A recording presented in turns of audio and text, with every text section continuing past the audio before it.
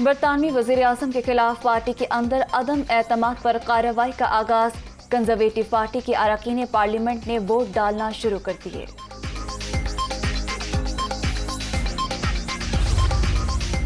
بھارتی حکمران جماعت کے گستاخانہ بیان پر اوائسی بھرم، بیانات انڈیا میں مسلم مخالف لہر کا تسلسل، توہین کے مرتکب افراد کو قانون کے کٹہرے میں لایا جائے، تعلیمی اداروں میں نقاب پر پابندی کو واپس لیا جائے، تنظیم تعاون اسلامی۔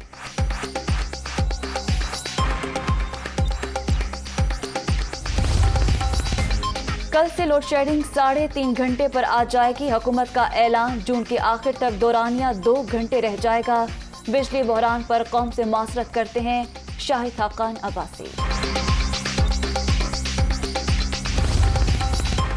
سینٹ ممبران جمعے کو بھارتی سفارت خانے کے باہر احتجاج ریکارڈ کرائیں گے۔ ایوان بالا سے پاس مذمتی قرارداد اقوام متحدہ دفتر میں جمع کرائی جائے گی، چیئرمین صادق سنجرانی۔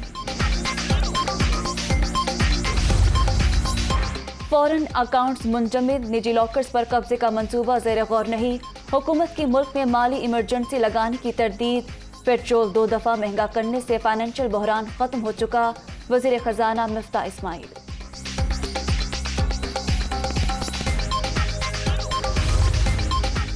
اور مہنگائی بڑا چیلنج، آٹے پر 200 ارب روپے سبسڈی دی، آنے والے دنوں میں ریلیف سے متعلق مزید خوشخبریاں دیں گے، وزیر اعلیٰ پنجاب حمزہ شہباز کی گفتگو۔